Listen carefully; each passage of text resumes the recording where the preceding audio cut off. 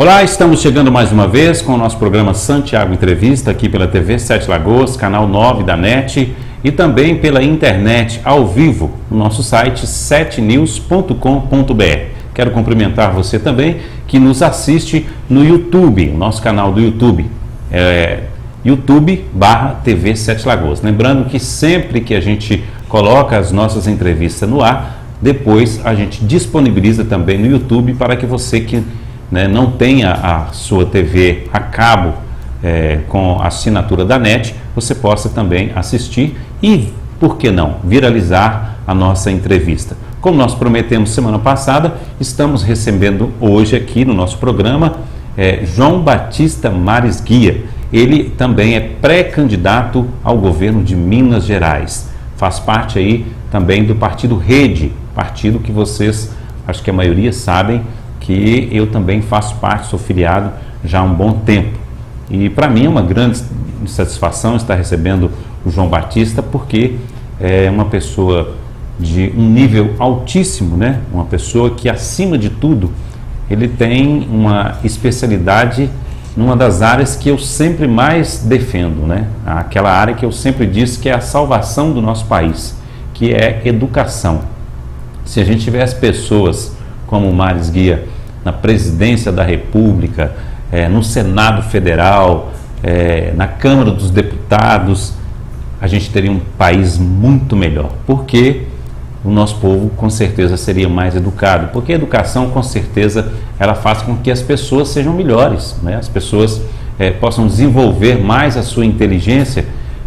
Eu me lembro muito quando eu entrei na faculdade, foi um convite que eu recebi. Eu acho que nem imaginava que eu ia entrar na faculdade, e 2 meses depois eu fiquei pensando assim: poxa vida, por que o brasileiro não tem chance de ter o conhecimento como eu estou tendo agora? Naquela época eu ficava pensando assim: por que as pessoas não podem aprender, não podem ter acesso ao conhecimento? E grande parte da população brasileira não tem acesso ao conhecimento de fato, não tem acesso às universidades, às faculdades, Muitas crianças entram na escola, nem estudar direito não estuda, não tem incentivo. E a educação realmente eu acredito que uma das áreas que a gente deveria tratar um pouco mais de zelo. Acho que deveria ser foco de todos os governos, educação em primeiro lugar. E por isso que eu até me emociono de falar sobre isso, porque realmente hoje eu estou aqui do meu lado uma pessoa que é expert em educação e vai conversar conosco, vai bater um papo conosco aqui no nosso Santiago Entrevista, e eu tenho certeza que você vai acompanhar essa entrevista do início até o final. Na verdade, não é uma entrevista, é um bate-papo, Vamos apresentar para vocês o nosso pré-candidato a governo do estado de Minas Gerais, João Batista, que é uma pessoa que é muito simpático e com certeza irá conquistar você também. João, eu já me sinto seu amigo. Eu também me sinto seu amigo. Já me sinto seu amigo, a sua simpatia, o seu jeito mineiro de ser, já me conquistou. Seja bem-vindo aqui ao nosso programa Santiago Entrevista. Muito obrigado. Prazer muito grande, viu? É uma alegria enorme voltar a Sete Lagoas. Eu frequentei muito a cidade quando fui secretário de Estado de Educação. Nós temos aqui uma sede de Superintendência Regional de Ensino e eu vinha com muita frequência me reunir com os técnicos da superintendência, dar cursos para os diretores de escola, fazer palestras de formação, inclusive para professores. É uma alegria, portanto, voltar aqui e, sobretudo, agora no seu programa Santiago Entrevista. Que bom. Eu gosto de começar o programa apresentando o candidato, mas como você é uma pessoa tão simpática, eu vou fazer diferente. Eu vou pedir para você se apresentar. Quem é o João Batista, Nasceu aonde? Cresceu como? A sua infância, como é que foi? A sua família, os seus filhos? Conta um pouco da sua história. Pois não. 70 anos, casado com Virgínia há 45 anos. Nasci em Santa Bárbara, perto de Ouro Preto e Mariana, uma cidade barroca. Minha mãe nasceu lá, meu pai em Santo Antônio do Monte. Minha mãe pianista, meu pai médico. Eu tenho 3 filhos, Tiago, que é médico, cientista da área de bioquímica e imunologia, casado com Ellen, também médica, minha nora. Com eles eu tenho 2 netos, Joaquim e Nina, Tenho 2 filhas, Ana, casada com um padre, um americano, professor na Universidade de Harvard. Tenho 2 netinhas americanas, Jasmine e Violeta, que moram nos Estados Unidos. A filha mais nova, 37, Elisa, casada com Ramon, um colombiano radicado na França. Ela foi para lá estudar, fez doutorado na área de psicanálise, conheceu Ramon, casaram-se, tem 2 netinhas francesas, a Helena e a pequenininha que nasceu há pouco, Thaís, e me dão muita alegria. Eu sou de uma família de origem de classe média, como eu disse, meu pai médico, minha mãe pianista. Moramos durante muito tempo no bairro da Floresta, em Belo Horizonte, um bairro da Zona Leste, um bairro socialmente muito interessante, muito híbrido naquela ocasião. Tinha pobres mais remediados, e tinha classe média mais baixa e classe média média. Todos convivíamos muito bem. Os nossos brinquedos eram pelada de rua, futebol de campinho, futebol de campo e coisas desse tipo. A chamada bente altas, vôlei de rua, não havia quadras esportivas, não havia clubes, não havia nada. Joguinho de bola de gude? Joguinho de bola de gude, joguinho de finca. Finca era bom. Éramos muito bons, fazíamos campeonatos e, principalmente, nós fazíamos patinetes, fazíamos carrinhos de rolimã. Todos nós sabíamos fazer isso muito bem, manipular as ferramentas. Era um bairro cheio de oficinas mecânicas, a oficina do espanhol, uma família de espanhóis. Eles nos emprestavam o taladro, todas as ferramentas, toda a maquinaria. O senhor Romeu, um italiano, dono da serraria, nos dava a madeira necessária. Nós fazíamos patinetes espetaculares, carrinhos. E o outro divertimento enorme era fazer manivelas e os papagaios e as pipas. Nós éramos craques nesse tipo de coisa. Então, era uma vida muito animada. Levamos 12 anos, toda a população, para construir a igreja de São Pedro, que tem um formato de palmas das mãos em oração, com barraquinhas todos os anos, os bingos, todo mundo colaborando. E uma outra coisa muito agradável era na Semana Santa, durante o ano todo mundo estocava serragem das 2 serrarias dos italianos e cobríamos as ruas com uma tapeçaria colorida de serragens, com temas bíblicos, religiosos, por onde passava a procissão do Santíssimo na Semana Santa, e nós fazíamos uma espécie de competição saudável, qual era a tapeçaria de rua mais bonita. Frequentei grupo escolar Barão de Macaúbas, escola estadual, como todas as pessoas do bairro. Era um bairro de brancos, de pardos, de pretos, todo mundo convivia muito bem, tinha médico, tinha muito operário, tinham pequenos artesãos, serralheiros, muito interessante. Meus amigos de infância e amigas, nós tínhamos negros, brancos, classe média, pobre, sem nenhuma distinção, convivíamos perfeitamente bem.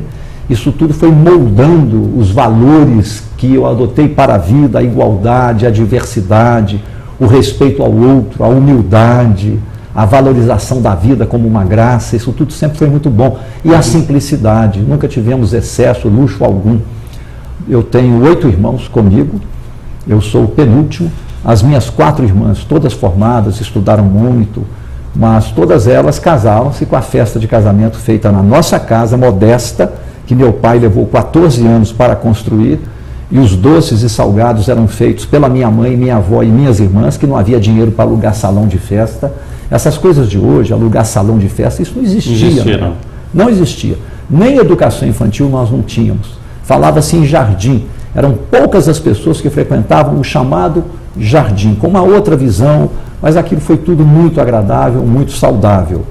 Dali, eu terminei o curso científico, que é o atual ensino médio, quase sempre em escola pública. Entrei na Universidade Federal de Minas Gerais, na famosa FAFISH, Faculdade de Ciências Humanas, onde eu fiz o curso de Sociologia. Comecei a fazer. Logo eu assumi uma grande projeção como líder estudantil universitário, 66, 67, 68. Fui o principal líder universitário do movimento estudantil contra a ditadura militar no ano de 67 e de 68. Fui preso político, crime de opinião, crime de consciência, pelas minhas ideias, minhas convicções, fui preso. Imagina, na democracia que as pessoas expressam a cada momento suas opiniões, suas convicções, você era preso na época da ditadura militar por conta disso. E, no entanto, você ainda tem pessoas que acham que o país não teve uma ditadura militar. Como tem alguns, felizmente minoria, que acham que a ditadura militar foi boa para o país. Imagina você não ter liberdade alguma, nem de opinião. E assim era. Por incrível que pareça, Aos 20 anos de idade, fui condenado em tribunal militar por ser líder estudantil universitário. Também era uma época em que prenderam Milton Nascimento, prenderam Chico Buarque de Holanda, prenderam Gilberto Gil, que cantavam canções de protesto, como o Geraldo Vandré. Imagine então com um líder estudantil. Censuravam a imprensa, fechavam sindicatos, caçaram os partidos políticos, impuseram o MDB e Arena. E no MDB, quem levantava um pouco a cabeça e era um pouco mais contundente, eles caçavam o mandato, fosse senador, fosse deputado. Acabaram com as eleições diretas para governador, acabaram com as eleições diretas de prefeito das capitais e impuseram uma ditadura com a censura à imprensa, a repressão e a violência. Fizeram um milagre econômico e depois levaram o país a uma crise econômica e social inaudita, e com o tempo o regime militar foi se desgastando e nós na luta. Eu cumpri a pena, tive um período no exílio devido a novas perseguições, voltei ao Brasil, casei com Virgínia em 73, retomei os estudos universitários. Nesse tempo criei jornais, jornal local, jornal nacional, de oposição à ditadura, pelas liberdades democráticas. Fiz a campanha no Brasil inteiro defendendo em conferências universitárias a ideia da Assembleia Nacional Constituinte. Ajudei a criar as primeiras comunidades eclesiais de base na região metropolitana de Belo Horizonte. Participei da fundação e durante 10 anos da Federação das Vilas e Favelas de Belo Horizonte para ajudar os mais pobres a ter a casa própria, e conquistamos 10 anos depois, em 84, a lei do Pró-Favela, que garantiu o título da propriedade do lote, onde a família tinha o seu barracão na favela, portanto não poderiam mais sair, nem a especulação imobiliária penetrar naquela área. Isso está garantido até hoje. Depois participei da fundação do Partido dos Trabalhadores, acreditava no PT, porque na época nós tínhamos 3 paixões, eu e o PT: a ética na política, a luta contra a pobreza para dar oportunidades iguais a todos, a superação, portanto, das desigualdades sociais e a implantação da democracia com o republicanismo e o estado do bem-estar social num país próspero e mais igualitário. Fui eleito deputado. Durante 4 anos fui escolhido pela Assembleia Legislativa e pela imprensa como o deputado mais atuante de Minas Gerais, porém, com tristeza, em 1985 deixei o PT, porque já observei naquela ocasião que o PT estava transgredindo, o PT estava descumprindo o mandamento maior da ética na política. O que eu vi, eu não aprovei. Faltava ética na política no PT, não em todo o PT, mas nas cúpulas principalmente, que as bases do PT eram e são muito boas, muito diferentes das cúpulas. Fiquei um período fora de atividade política, ajudei a fundar o PSDB, fiquei nesse período do PSDB 10 anos em governo.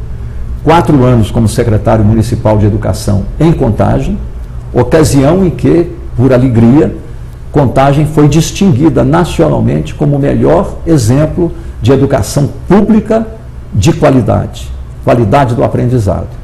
Em seguida, eu fui secretário do Planejamento e Desenvolvimento Urbano Municipal, Contagem. Então, eu tive 6 anos de aprendizado de como governar. Já aprendera como liderar e aprendi como governar setor público. Daí, pelo resultado exitoso da educação em Contagem, eu fui convidado pelo governador eleito na ocasião, Eduardo Azeredo, para ser o secretário de Estado de Educação de Minas Gerais. Fui secretário de 95 a 98, quando Minas Gerais obteve o primeiro lugar nacional em qualidade do ensino e do aprendizado, ocasião em que também universalizamos o acesso igualitário para todos ao ensino médio público e gratuito. Naquela época, quem quisesse chegar ao ensino médio ou pagava ou ficava de fora, porque só havia escola estadual de ensino médio em cerca de 300 municípios mineiros, nos demais não havia. E nós conseguimos implantar escolas estaduais de ensino médio nos 853 municípios mineiros, inclusive em localidades rurais. Isso foi revolucionário. Nós nos antecipamos ao Brasil em quase 10 anos na universalização do ensino médio. Quando terminou o período de governo, eu cheguei à seguinte conclusão: fiquei 10 anos em governo, é hora de parar. Agora eu quero ficar 10 anos fora de governo, fora de atividade política, voltar a estudar, a pesquisar, e o meu projeto era regressar à Universidade Federal de Minas Gerais, onde eu era professor de Sociologia. Mas então, em razão do êxito na educação estadual, eu comecei a ser convidado por governadores, secretários de Estado, para trabalhar como consultor em educação pública em diferentes estados. Comecei como consultor e nisso fiquei durante 20 anos até hoje. Fui consultor internacional, trabalhei na Nicarágua, em El Salvador, trabalhei no Haiti, trabalhei em vários países da América do Sul, também na África, em 2 países, em 7 estados brasileiros e dei consultorias em 170 municípios brasileiros, uma boa parte em Minas Gerais. O que eu mais vinha fazendo era formar diretores de escolas em cursos de formação continuada, formar pedagogos de escolas também através de cursos de formação continuada e formar professores, além de orientar e formar equipes técnicas de secretarias de educação. Foi nesse meio tempo em que eu fiquei 20 anos fora de partido, fora de política, fora de governo, que no ano passado, final do ano, eu fui convidado pela Marina Silva, da Rede, e pela Rede, em Minas Gerais, para dar uma conferência sobre economia brasileira, a crise econômica brasileira, que é muito grave. Eu estudo economia há muito tempo. Eu dei a conferência, fizemos um debate, isso teve uma boa repercussão. Menos de um mês depois, eu sou convidado novamente pela Rede, em Minas Gerais, para um almoço. E durante esse almoço eu sou surpreendido com um convite, assim de supetão, para ser o candidato a governador de Minas Gerais, embora eu estivesse, como eu disse, 20 anos fora de qualquer atividade política e partidária. Eu pedi um tempo e fui consultar a quem eu deveria, a minha mulher, com quem eu vivo há 45 anos, Virgínia. Ela concordou, consultei os filhos, as noras, o genro, consultei círculos de amigos, todos me encorajaram e disseram, olha, tem que ter coragem. Isso, de certo modo, é uma loucura. E eu completei, é uma loucura santa. Mas a crise do país é tão grave, a crise ética, o problema da corrupção por grandes empresários, corrupção envolvendo presidentes da República, antes o Collor, depois, infelizmente, o presidente Lula, campanhas eleitorais minadas, financiadas pela corrupção ostensiva, elites parlamentares, como hoje 200 parlamentares, entre senadores e deputados de todos os partidos políticos, envolvidos em corrupção, até o ponto que nós, mineiros, vivemos hoje envergonhados, mas de pé, com um ex-governador, Aécio Neves, 2 vezes governador, denunciado já como réu em 2 processos pela Lava Jato, de envolvimento em corrupção e lavagem de dinheiro, e o atual governador do PT, aquele mesmo partido que surgiu prometendo a ética na política, também com 2 processos, réu, junto ao Superior Tribunal de Justiça, respondendo pela lei penal a acusações de corrupção e lavagem de dinheiro. No passado, nós tivemos vários governadores, Juscelino Kubitschek, que foi presidente da República, Milton Campos, Dias Fortes, Magalhães Pinto e também o que fundou Brasília e foi eleito governador de Minas Gerais, já no ciclo da ditadura militar, que também foi um dos fundadores da CEMIG, criou as instâncias hidrominerais, Israel Pinheiro. Israel Pinheiro sofreu horrores, porque derrotou o partido da ditadura dentro da própria ditadura. Foi o último governador eleito antes de Tancredo Neves. Depois dele, 3 governadores nomeados pelos militares, sem eleição. Rondon Pacheco, Aureliano Chaves e Francilino Pereira. Isso se encerra ainda sob a ditadura com a conquista que fizemos pela luta democrática contra o autoritarismo, da volta das eleições diretas para governador de estado. Tancredo Neves foi eleito em 82 e finalmente em 85 conquistamos o fim da ditadura e a abertura para a democracia e em seguida a Assembleia Nacional Constituinte em 88. Eu coordenei em Minas, na ocasião, a campanha pelas diretas já quando eu era deputado estadual, na década de 80. Quando você olha para trás, lembramos de todos esses que foram governadores de Minas, até Tancredo Neves, você pode até criticar aqueles 3 que os militares nomearam, porque serviram à ditadura, mas nenhum deles pode ser acusado de ter praticado jamais corrupção. Todos eles tiveram vida modesta, exceto Magalhães Pinto, que já era rico, como dono do Banco Nacional. Todos, inclusive Juscelino, que foi presidente da República. Nenhum deles pode ser acusado de corrupção. No entanto, hoje Minas Gerais tem um ex-governador e tem o atual governador, mais que acusados, denunciados como réus por prática de corrupção. Resumo da ópera: a Operação Lava Jato está fazendo uma mudança profunda no Brasil. Mudança cultural, mudança institucional, mudança ética, no combate à corrupção. O cidadão brasileiro e mineiro, eu espero e tenho a esperança de que farão na ação a operação Lava Voto e Lava Política, deixando de fora da política, dando férias permanentes aos políticos envolvidos em corrupção ou que estão, por assim dizer, com a ficha suja para eleger pessoas, não importa a idade, que mereçam a confiança do eleitor. E eu espero, eleito governador, contribuir para fazer a operação Lava Privilégio, acabar com os privilégios dentro do Estado e do governo. Não gosto de interromper, mas eu tenho falado aqui no último programa, eu disse isso para nosso telespectador. Nós realmente nos afundamos numa crise política e nos afundamos numa situação de desonestidade tremenda dos atuais políticos que aí estão.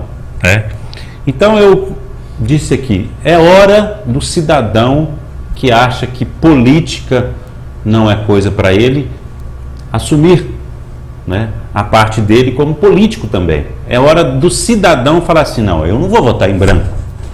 Vou votar em branco para quê? Vou votar em branco, vou votar nulo, vou deixar de eleger uma pessoa boa, né?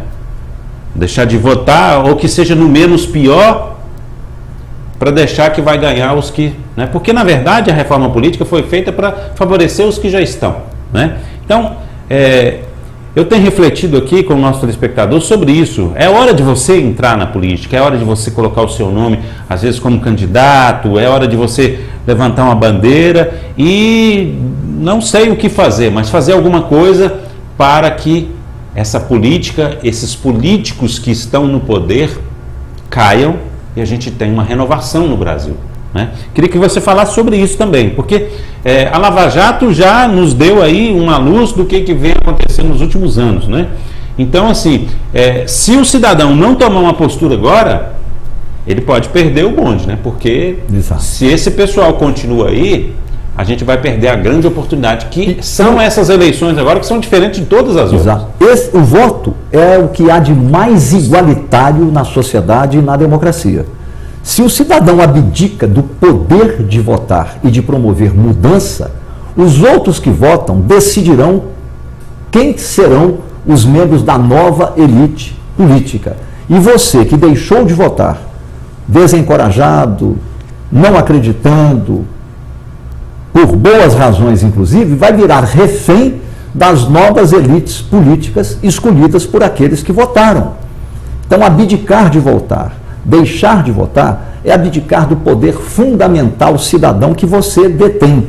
O poder de conhecer opções, o poder de fazer escolhas e o poder de decidir quem vai ficar fora da política e quem vai ficar dentro da política.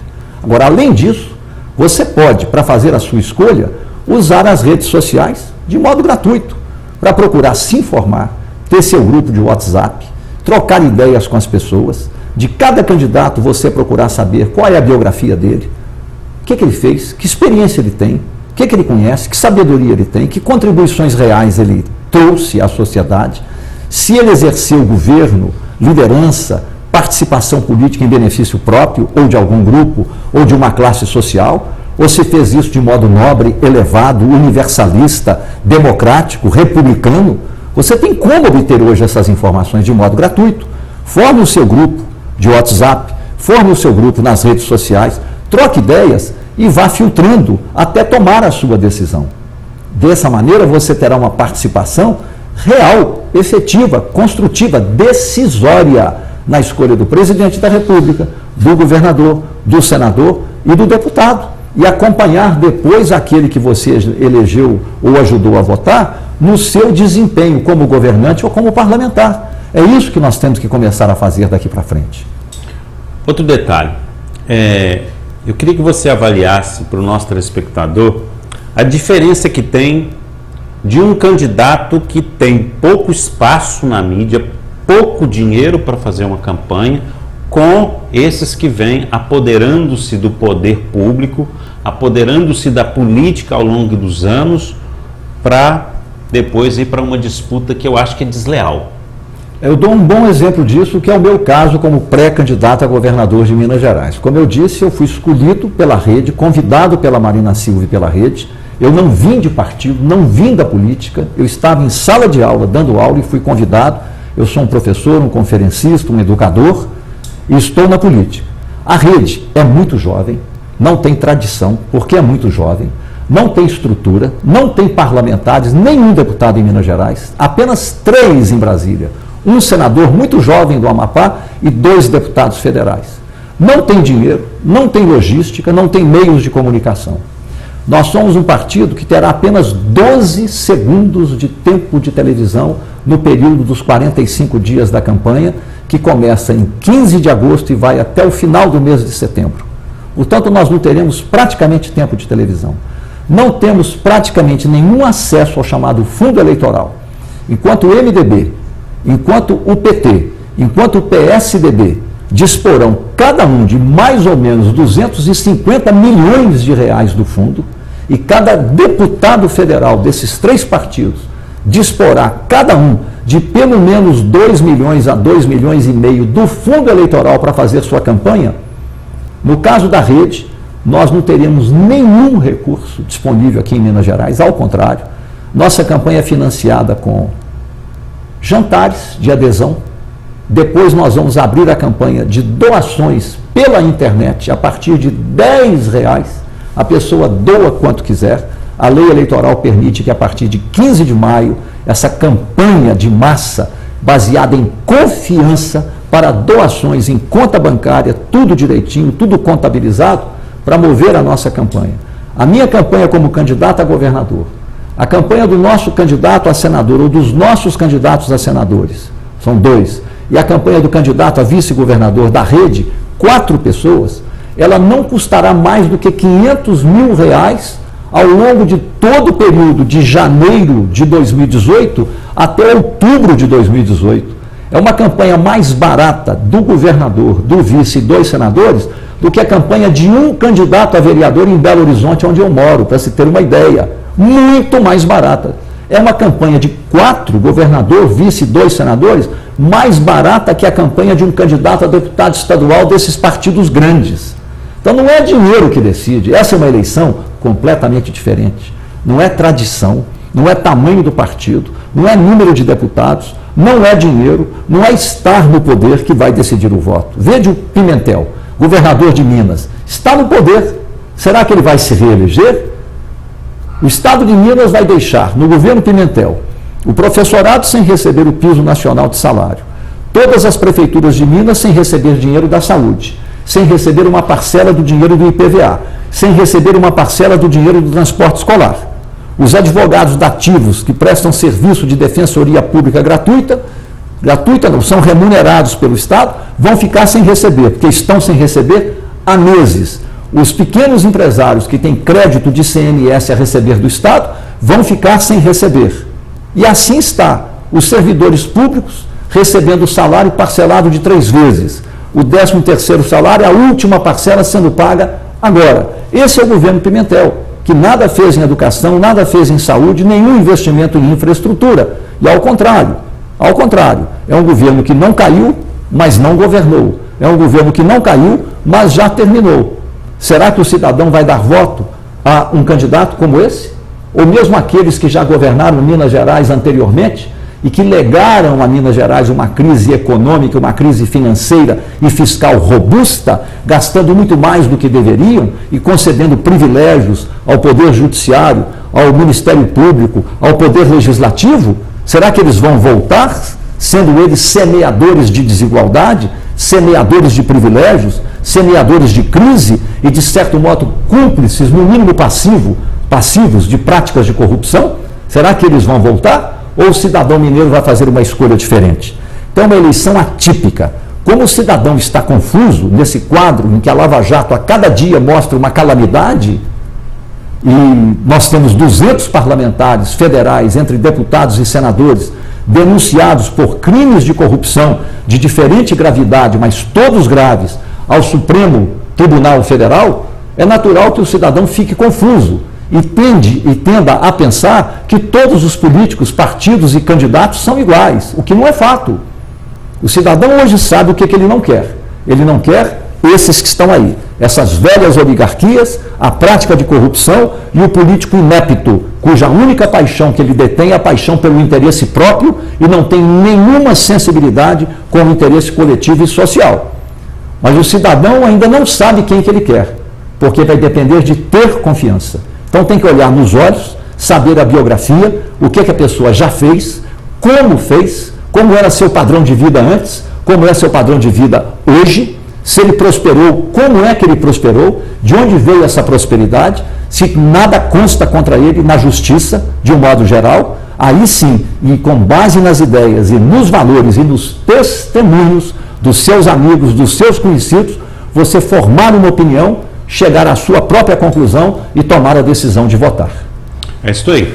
João, nós vamos fazer o seguinte, vamos fazer um pequeno intervalo, porque no segundo bloco a gente tem uns assuntos interessantes. Eu queria que você, no próximo bloco, falasse sobre as pesquisas que foram divulgadas recentemente, né? A gente tem um novo quadro aí e a candidata da rede está muito bem posicionada e gostaria que você falasse também sobre o que você pensa, né? Quando a gente ouvia todos os candidatos, principalmente os candidatos a governo do estado de Minas. Eu via algum deles aqui na nossa cidade vindo prometer obras, prometer dinheiro. Por exemplo, já tem duas eleições que eu assisto candidato vindo a Sete Lagoas prometer a construção do hospital regional. Está lá, um elefante branco. Até hoje está parado. Muito dinheiro foi colocado ali, ninguém sabe quando que ficará pronto, se ficará pronto e o que vai acontecer. Então eu gostaria de saber do João Batista, ele como pré-candidato a governo de Minas Gerais, se ele também vai prometer a construção ou que seja o término do Hospital Regional daqui de Sete Lagoas. Já já nós voltamos para o nosso segundo bloco. Estamos de volta, este é o segundo bloco do programa Santiago Entrevista aqui pela TV Sete Lagoas, recebendo hoje João Batista Mares Guia. Ele é pré-candidato da Rede Sustentabilidade, disputando aí o governo de Minas Gerais. Lembrando que o nosso programa, ele sempre tem o apoio da Vivo Fibra, a internet mais rápida de Sete Lagoas, e também da 5bits, que é a empresa que cuida aqui do nosso site, do nosso portal setenews.com.br, onde você também acompanha as notícias de Sete Lagoas e toda a região. Lembrando que aqui agora a gente tem uma rede, né, uma pequena rede, a rede 7 News, que é a TV Sete Lagoas, canal 9, da NET, também pelo 7 News ao vivo na internet. Temos também o nosso portal 7 News e em breve estaremos inaugurando a Rádio 7 News, uma rádio focada em informação. Em breve, a partir do mês que vem, ela estará ativa para que você possa também acompanhar as notícias de Sete Lagoas, da região e, por que não, de todo o Brasil. A gente vai informar para vocês, você vai baixar um aplicativo e vai poder acompanhar o nosso trabalho aqui, direto dos nossos estúdios aqui, que fica em frente ao Clube Náutico de Sete Lagoas. Nós recebemos aqui hoje com grande prazer o João Batista, que veio aqui em Sete Lagoas para conceder aí uma entrevista também para o Juninho, né, no programa Entre Linhas, que é um programa também que é veiculado aqui na TV Sete Lagoas, sempre nas quartas-feiras. Esse programa sempre vai ao ar nas quartas-feiras às 20 horas. O Juninho também tem um grande trabalho aí, ele que faz as suas entrevistas, né, faz algumas até lá na Unifem, como vai ser feita hoje com o João, que veio aqui também para participar com ele. Registrando também que o João esteve na Rádio Eldorado, concedendo uma entrevista lá na Rádio Eldorado, para o nosso grande amigo Edivar Gamela. Esteve lá, foi uma entrevista muito interessante, com participação de vários ouvintes, e também esteve na Câmara de Vereadores, batendo um papo com o presidente da Câmara, nosso grande amigo Cláudio Nassif Caramelo. Ele está aí vindo agora pela primeira vez em Sete Lagoas como pré-candidato, e com certeza irá voltar também outras vezes para visitar a nossa cidade, e aqui será também, né, um porto seguro para ele. Precisando, está à disposição aqui nossos estúdios, nosso estabelecimento aqui da TV Sete Lagoas. Vamos continuar então o nosso bate-papo com o João, e a gente falou um pouco no primeiro bloco sobre a história deles, né? Ele contou aí desde a sua história familiar, como a sua história na educação, o seu trabalho que foi prestado até o momento, e uma visão também, né, dele sobre a administração, sobre o Brasil, sobre o estado de Minas Gerais. E agora vamos para umas questões vamos colocar assim, né, mais fixas. Vamos fixar em alguns assuntos que a gente tem curiosidade de saber como um governador faria. Pesquisa eleitoral. Como que você viu o resultado?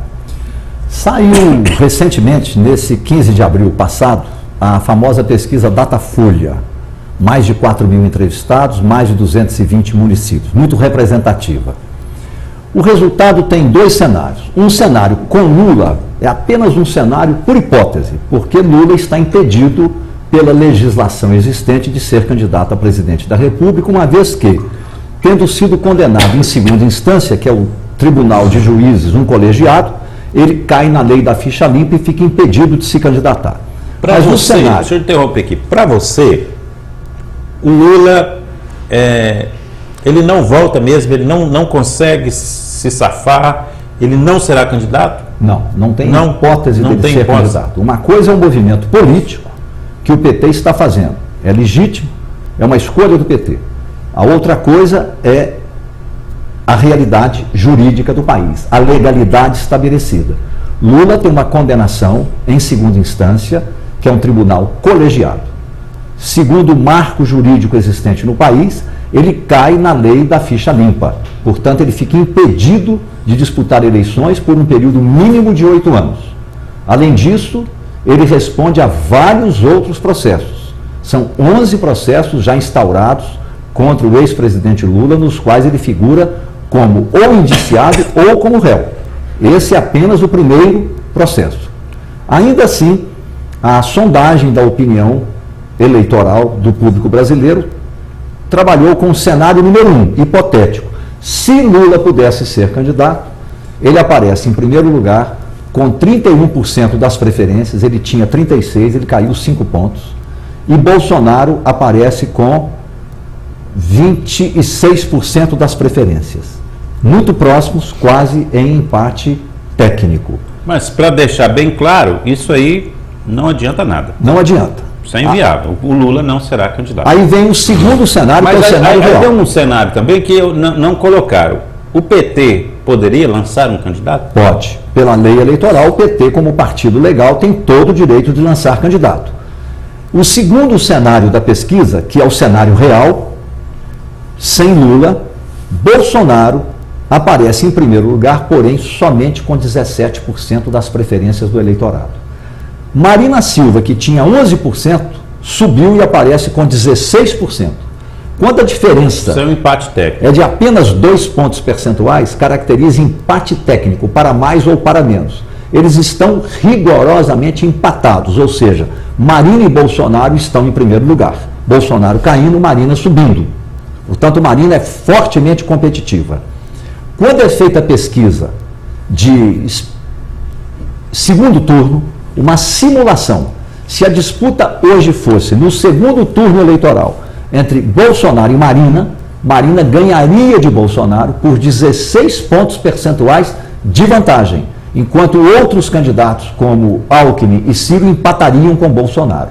Então, Marina é, nas duas situações, o percentual de votos praticamente igual de Bolsonaro e a vantagem no segundo turno, a candidata que mais cresceu, a mais competitiva, a mais viável para chegar ao segundo turno eleitoral.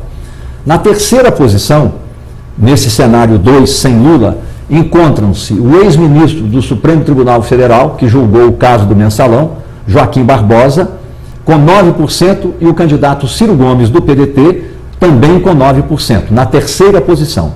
Abaixo deles, na quarta posição, Geraldo Alckmin, do PSDB, com 6%. E os demais, muito abaixo, sendo que Jacques Wagner, que seria uma alternativa a Lula no PT, ou Fernando Haddad, outra alternativa a Lula no PT, aparecem com 2% ou 1%.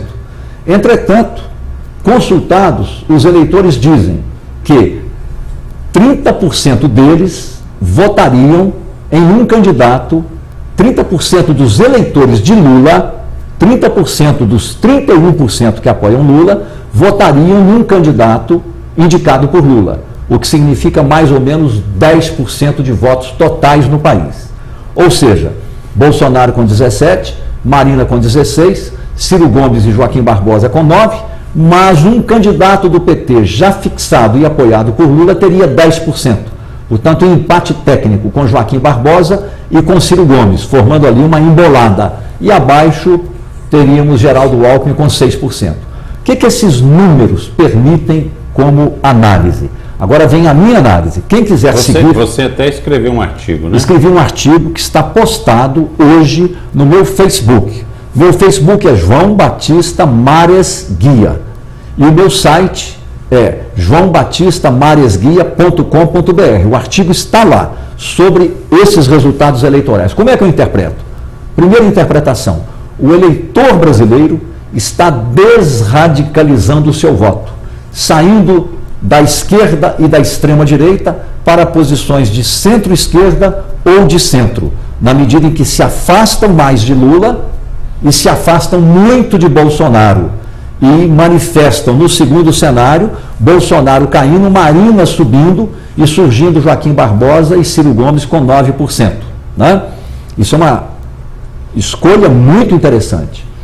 Segundo, que a preferência do eleitorado está se deslocando dos extremos esquerda e direita para posições em torno do centro, com preferência por centro-esquerda, moderada, democrática, republicana, reformista, com Marina Silva, com Joaquim Barbosa, com Ciro Gomes. Como eu disse, embora Ciro Gomes e Joaquim Barbosa sejam de temperamento mais, digamos assim, mercurial, mais emotivos, mais propensos ao discurso verbal radicalizado, mais propensos a uma certa ira e a uma agressividade verbal, enquanto Marina trabalha muito a questão da pacificação da política nacional para combater os preconceitos e unir, tanto quanto possível, a imensa maioria dos brasileiros em torno de um projeto de retomada do desenvolvimento, enfrentamento e superação da pobreza e consolidação da democracia. Mas seja como seja, há um nítido deslocamento das preferências dos eleitores para o campo de centro-esquerda. Outra conclusão: ao contrário do que eu acabei de dizer, essa nítida preferência por um campo de centro-esquerda, o eleitor não está vendo no campo de centro-direita, por exemplo, o PSDB, o Democratas, o MDB, nenhuma liderança que mereça a sua confiança e a sua preferência eleitoral. Tanto é que Geraldo Alckmin, que até pouquíssimo tempo foi governador de São Paulo, e foi pela terceira ou quarta vez governador de São Paulo, aparece somente com 6%. Aliás, Geraldo Alckmin, do PSDB, estaria denunciado na Operação Lava Jato, mas entrou denunciado à Justiça Eleitoral. Estão com problemas. E os demais não têm expressão. Esse quadro que irá se manter, eu tenho a impressão que pode se manter. Se ele se mantiver como tendência forte, nós teremos com certeza Marina Silva no segundo turno, e quem será o outro não se sabe. Eu começo a pensar até que Bolsonaro está perdendo fôlego, está perdendo capacidade de chegar até o final, que agora ele está literalmente sem discurso. Vamos ver a que ponto vamos. Bem, e a tradução disso para Minas Gerais? Eu diria que do mesmo modo que o PT não tem viabilidade para chegar ao segundo turno, eu não vejo nenhuma possibilidade da candidatura de Pimentel, pelas razões que eu já expus anteriormente, ter capacidade competitiva por falta de credibilidade, por falta de confiança do eleitor mineiro para poder chegar ao segundo turno. Do mesmo modo, o MDB, que é o principal aliado de Fernando Pimentel. Mas o MDB, de repente, pode abandonar o barco de Pimentel lá para junho ou julho e ensaiar uma candidatura própria. De outro lado, nós temos o Centrão Mineiro, que está se estruturando sob a liderança de Aécio Neves e de Anastasia e atraindo as velhas oligarquias da política mineira em torno desse centrão de mais do mesmo de sempre. As capitanias hereditárias que distribuem as secretarias de Estado, o poder de Estado entre os deputados, entre os senadores, que conferem privilégios aos magistrados, privilégios de casta ao Ministério Público e que são os responsáveis por Minas estar num quadro de estagnação econômica que não gera emprego, que não gera riqueza, que não gera receita e um Estado que não tem recurso algum para investimento. Minas nunca perdeu tanto como no último período Anastasia e agora com Pimentel. Portanto, isso coloca para nós da rede uma oportunidade histórica ímpar, singular. O povo sabe o que ele não quer. É esse velho, oligárquico, atrasado, grupamento do Centrão e o polo do PT, infelizmente liderado em Minas por um governador acusado de corrupção pela Lava Jato.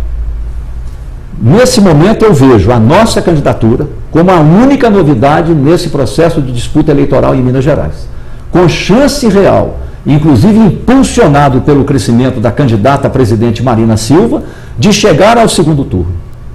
Nós somos uma candidatura que tem história, que tem valores, que tem capacidade de provar o que fala o que fez, e o que fez é evidente, pode ser testemunhado, comprovado a qualquer tempo, e contra a qual nada, absolutamente nada, se acusa, não há nada que deponha contra a minha candidatura. Não sou melhor do que ninguém, mas eu não cometo os crimes, os deslizes e os deslizes que essas pessoas das elites políticas mineiras, das oligarquias políticas cometem. Portanto, nós temos uma chance real, apesar de tanta desigualdade econômica, que não temos dinheiro, não temos deputados, não temos estrutura, não temos tempo de TV. O nosso tempo é agora, é na chamada pré-campanha. Para o telespectador entender, pré-campanha é o período em que os pré-candidatos podem fazer campanha até a data da convenção que irá oficializar as candidaturas, final de julho. Você não pode pedir voto, mas pode fazer campanha, apresentar ideias, apresentar seu programa de governo e assim por diante. É o que estamos fazendo. Eu estou rodando Minas Gerais, fazendo a pré-campanha. Nesse período, tornando-me conhecido como candidato a governador pela maioria dos mineiros, em especial na área da educação, que é a área que eu lido com ela há 30 anos continuamente, eu penso que teremos uma candidatura competitiva com chance real de chegar no segundo turno. E no segundo turno, tudo é igual. Tempo de TV é igual. Ô João, como eu disse no final do bloco passado, a gente cansou, né?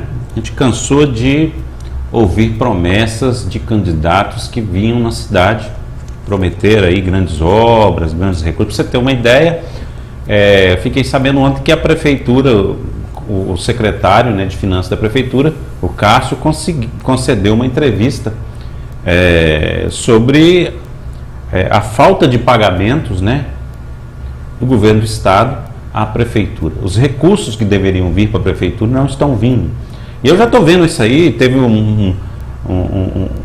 acho que uns 30 dias atrás, ou 40, o prefeito quase que lançou aí uma questão de calamidade pública da cidade, porque os recursos foram retidos. E aí a gente fica pensando, né? O cara está lá como governador, ele, né, venceu as eleições, e a gente fica aqui pagando imposto em tudo que você gasta, em tudo que você compra, você paga imposto, mas esse imposto não retorna, né? E ele deveria retornar com, né, o que é devido, né, principalmente na área da saúde, da educação, da segurança, mas ele não retorna. E ainda tem a capacidade de vir cá e prometer que vai construir isso, construir aquilo e tal, e na verdade não acontece. Nós temos um hospital regional que já tem 2 mandatos, né, que ele está aí parado até hoje como um elefante branco.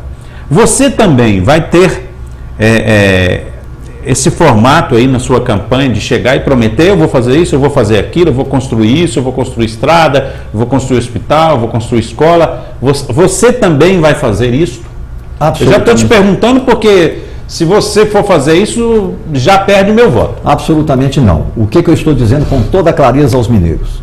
Pimentel acusou a Anastasia de ter deixado como legado um déficit fiscal de 6,7 bilhões de reais. O que é déficit fiscal? Gastou mais do que arrecadou.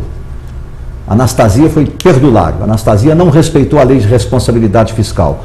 comprometeu 85,7% das receitas com folha, não tinha dinheiro para investimento nenhum e levou Minas a uma crise fiscal. Pimentel começou criticando isso. O que Pimentel fez? Mais do mesmo multiplicado por 3, aumentou a gravidade do problema. Pimentel vai deixar para o próximo governador de Minas um déficit fiscal, não é de 6,7 bilhões não, de 20 bilhões de reais. Inclusive um déficit do Estado de Minas Gerais com as prefeituras, o caso que você falava de Sete Lagoas, só na área da saúde, por enquanto, já passa de 4 bilhões de reais.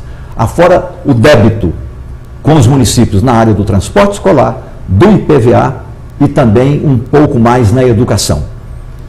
O total vai chegar a mais ou menos 20 bilhões de reais, que ainda tem os precatórios que o Estado usou para pagar folha e agora tem que pagar às pessoas às quais o Estado deve, desapropriações, indenizações, coisas desse tipo.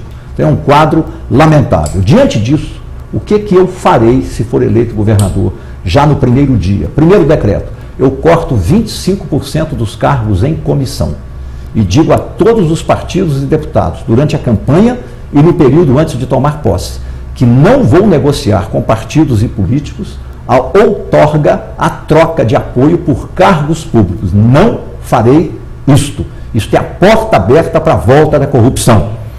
Corto 25% dos cargos em comissão e economizo 200 milhões de reais de saída. Os demais cargos serão preenchidos por servidores de carreira do Estado, segundo o mérito ou desempenho. Não quero nem saber a que partido pertencem, pois vou governar com pessoas de caráter, pessoas decentes, pessoas do bem, pessoas competentes, dedicadas e compromissadas de todos os partidos políticos ou até de nenhum partido político. Portanto, não vou negociar cargos. Segunda coisa, eu vou fechar 5 secretarias de Estado, sem provocar desemprego, e vou economizar 300 milhões de reais. Só aí, meio bilhão eu já economizei. Os assuntos dessas secretarias são importantes? Vão ser transformados em políticas públicas, que vão migrar para outras secretarias pré-existentes que tratam de assuntos afins. Para que eu vou criar secretarias para tratar de uma política pública e secretarias que foram inventadas pelos governadores atual e passados para homenagear políticos que perderam o mandato ou que deixaram de disputar eleições? Eu vou botar ordem na casa. Terceira coisa, uma auditoria da Folha, para ver se está tudo em ordem e corrigir os excessos. Inclusive, vou acabar com as diárias de viagem, que chegam a R$ 950 reais por dia. Eu, quando viajo como candidato a governador pelo interior de Minas, de carro, eu fico em hotel com diária de R$ 80 reais com o café da manhã e me hospedo razoavelmente bem. Para que luxo? A diária máxima em Minas Gerais vai ser de R$ 300 reais. A mesma coisa eu vou fazer com as obras. As obras vão ser daqui para frente licitadas com igualdade de competição no mercado nacional, sem privilégios. Tem obras no Estado que são outorgadas via licitações para capitanias hereditárias, até de ex-políticos ou de políticos cujas empresas aparecem em nome de terceiros. Isso tem em Minas Gerais. Isso vai acabar completamente. Bem, só vou abrir concurso se tiver dinheiro. Só vou comprar se tiver dinheiro. Só vou fazer obra se tiver dinheiro. E aí eu falo igual o prefeito Calil de Belo Horizonte. Nos 2 primeiros anos eu não construo nenhuma obra nova. Eu quero garantir o funcionamento do que não está funcionando e bem, e quero garantir a conclusão de obra paralisada, como é o caso do Hospital de Sete Lagoas. Mas eu estou prometendo uma data que vou começar a retomada dessa obra? Não. O governo de Minas, nos 2 primeiros anos, não disporá de recurso próprio para desenvolver e finalizar o Hospital Regional de Sete Lagoas. Um hospital importantíssimo que protegeria Belo Horizonte do excesso de demanda, recebendo aqui no Regional de Sete Lagoas o público necessitado de hospitalização de 3º nível e 2º nível, vindo de municípios, inclusive do noroeste de Minas Gerais, chegando além de Três Marias, e do centro-norte de Minas Gerais, chegando até Curvelo e eventualmente Diamantina. É um hospital importantíssimo no plano estrutural de saúde de Minas Gerais.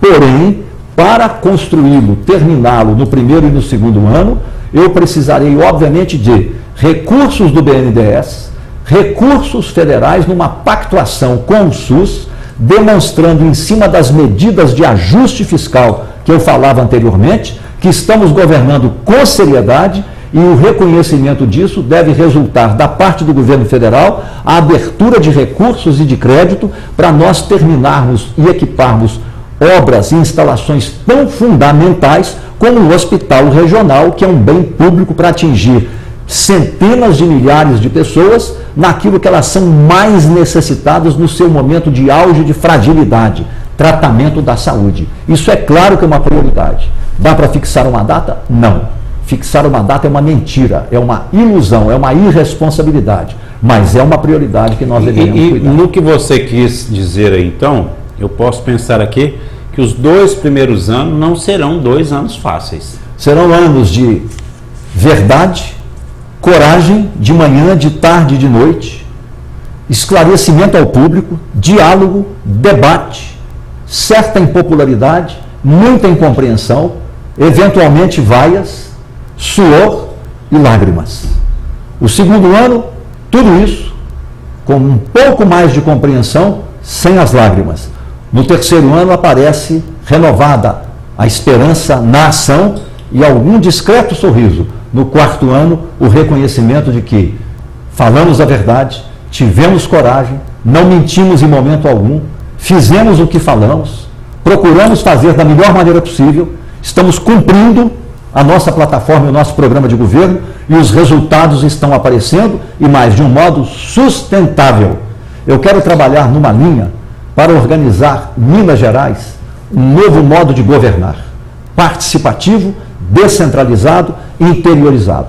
Minas tem um território do tamanho da França, maior que o da Espanha, e é o estado brasileiro que tem o maior número de municípios, 853. Tem 36 bacias hidrográficas. Nossas equipes organizaram Minas em 18 territórios, juntando 2 bacias hidrográficas em cada um. Aí você ali faz política ambiental, preservação de nascentes, microbacias, bacias, gestão das águas, produção de águas. Você faz gestão compartilhada de retomada do crescimento econômico e incentivo ao desenvolvimento econômico. Chama as universidades, chama os empresários, os prefeitos, os presidentes de Câmara Municipal por território. Quais são as vocações econômicas? O que está paralisado? O que está sem incentivo? O que deve ser retomado e incentivado para prosperar? Gerar riqueza local, gerar tributo, gerar emprego, inovar tecnologicamente com a cooperação das universidades. Minas tem 12 universidades federais distribuídas no território. Nós queremos governar por território. Política econômica, política ambiental, política de saúde, política de infraestrutura, política de educação, que vai ser uma revolução para Minas voltar ao primeiro lugar em qualidade do ensino e do aprendizado, política cultural, política do agronegócio, onde houver, e política de apoio forte à agricultura familiar. É desse modo que queremos governar. O governador eleito, meu caso, eu vou apresentar, inclusive, durante a campanha, um calendário. A cada 3 meses, eu passarei um dia em cada um dos 18 territórios em uma cidade, reunido de manhã até o final da tarde, com todos os prefeitos dos municípios desse território, os principais líderes empresariais, líderes espirituais, os presidentes de Câmara e de movimentos sociais. Ali nós vamos ter um assunto de manhã, um assunto à tarde. O cenário, o diagnóstico, os problemas, as prioridades, as metas, responsabilidade do governo estadual, responsabilidade dos empresários, responsabilidade do legislativo municipal, responsabilidade dos prefeitos e pedindo à mídia para acompanhar e cobrar. Tudo isso transmitido ao vivo, com a imprensa presente pela internet. Ata lavrada, governador assume, assina e fica o dia inteiro na reunião. 3 meses depois, no outro trimestre, eu volto àquele lugar, àquela reunião, com aquelas pessoas. Andamos bem? Cumprimos as metas? Quais são agora os próximos passos? Fazer isso durante 4 anos, para construir a arca da confiança. Construir confiança para governarmos juntos, independentemente de partido e de esquerda, centro ou direita. Pessoas honestas, pessoas de bem, pessoas que querem o melhor para Minas e para o Brasil. Pessoas que pensam nas futuras gerações, pessoas que sabem que se nós governarmos bem, sem corrupção, com foco, com prioridades, haverá dinheiro para a educação infantil, colocar todas as crianças de 0 a 5 anos e 11 meses em creche, em pré-escola, para as mães poderem trabalhar, ajudar a agricultura familiar e fazer a retomada do crescimento com desenvolvimento sustentável em Minas Gerais. É muito trabalho, mas os mineiros vão confiar em nós, nós confiamos nos mineiros, nós vamos chegar lá. Olha, nosso tempo praticamente encerrado.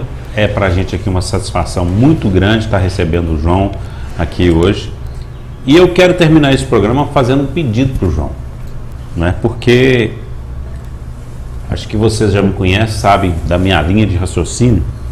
E eu acredito num país melhor, acredito num país onde principalmente as nossas crianças vão fazer uma grande revolução no nosso país. Mas para isso elas precisam de educação.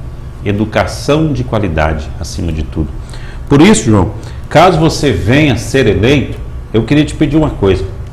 Valorize os professores. Pague bem os professores, porque nós precisamos de mudar essa realidade. Hoje os professores não estão querendo mais essa profissão. E tinha que ser o contrário. O cara tinha que estudar para ser professor, né? Então eu acho que é o pedido assim que faz com que, se isso acontecer, nosso país se transforma. Porque o nosso povo é inteligente, ele precisa desenvolver inteligência. Não é nem um pedido, é uma exigência moral do governante. Sem corrupção, com eficiência, sem politicagem, nós podemos ainda, no primeiro ano, pagar o piso nacional do salário do professor, introduzir um plano de carreira discutido com os professores, de natureza meritocrática, que valorize o desempenho, a qualidade do trabalho do professor. Aqueles professores que ainda têm alguma dificuldade, eles têm que ter a mão estendida. Não é punição, não. Eles vão ter igualdade de oportunidades através de formação continuada permanente. Cumprir a lei federal que dispõe sobre o Plano Nacional de Educação, que requer que até 2024, uma parcela ponderável dos professores disponha da oportunidade de fazer mestrado aplicado à educação, como é na Europa inteira, como é em quase o mundo inteiro, e o nosso professor não dispõe dessa oportunidade. Ao contrário, ele tira dinheiro do salário dele, que é baixo, para pagar um curso de pós-graduação lato sensu. Agora, nós vamos também, junto com o professorado, gradualmente introduzir a escola em tempo integral, com currículo diversificado, com artes, esportes, teatro, música, pintura, que todo mundo gosta, dança dentro das escolas, intercalando com matemática, ciências da natureza, língua inglesa, literatura, língua portuguesa, tornar a escola um centro de vivência, incorporar as tecnologias à escola, com uma boa gestão do orçamento da educação, nós podemos gradualmente fazer isso, gradualmente o tempo integral, e tão importante quanto introduzir a reforma do ensino médio, aprovada no ano passado, que é um bom projeto de reforma, que inclusive cria o percurso técnico-tecnológico para os alunos que optarem por esse caminho, com uma ênfase especial para os jovens das regiões rurais, em especial das famílias de pequenos agricultores familiares, e introduzir a Base Nacional Curricular Comum de modo gradual, uma vez que a base não é o currículo, ela é uma base e um caminho. Ela responde por 60% do currículo que cada escola deverá ter. Os outros 40% serão respondidos por uma construção coletiva ao longo do tempo, sem pressa, com o protagonismo e a participação fundamental dos próprios professores. Porque, afinal, como você disse, para que se tenha aluno aprendendo bem, aprendizado de qualidade, precisamos do ensino de qualidade. E o ensino de qualidade, com repercussão no aprendizado de qualidade, é o professor de qualidade. A qualidade da educação é a qualidade do professorado. O professorado é inteligente. O professorado está descrente. Quando ele confia, ele se entrega. Com certeza. Nós temos que criar com o professorado, de novo, a arca da confiança. Nós vamos cumprir a lei. Basta, professor, que a lei, inclusive a federal, seja cumprida, que faremos de novo a educação em Minas Gerais voltar ao primeiro lugar nacional, como nós conseguimos juntos fazer lá no ano de 1997, quando eu fui secretário de Estado de Educação. Vocês confiaram e juntos nós fizemos Minas brilhar no cenário brasileiro da educação pública. Inteligência, competência, talento não faltam à educação e aos educadores em Minas Gerais. O que falta é esperança na ação, confiança, compromisso, responsabilidade, solidariedade do governante com o professor lá na escola, na sala de aula. Muito bom. Olha, se a gente pudesse, a gente ficaria aqui mais 1 hora, né? Mas cada programa tem o seu horário, a gente respeita isso. E eu quero finalizar dizendo para você abertamente, porque aqui você sabe que a honestidade está em primeiro lugar. Eu também sou filiado ao Partido Rede, já tem mais ou menos uns 2 anos, né?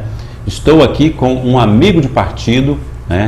Eu que estou aqui entrevistando todos os políticos, os pré-candidatos a governo de Minas Gerais, aos pré-candidatos a deputado federal. A gente, né, falta ainda 2, né? A gente já fez aqui 3, falta 2, e depois faremos também com os pré-candidatos a deputado estadual.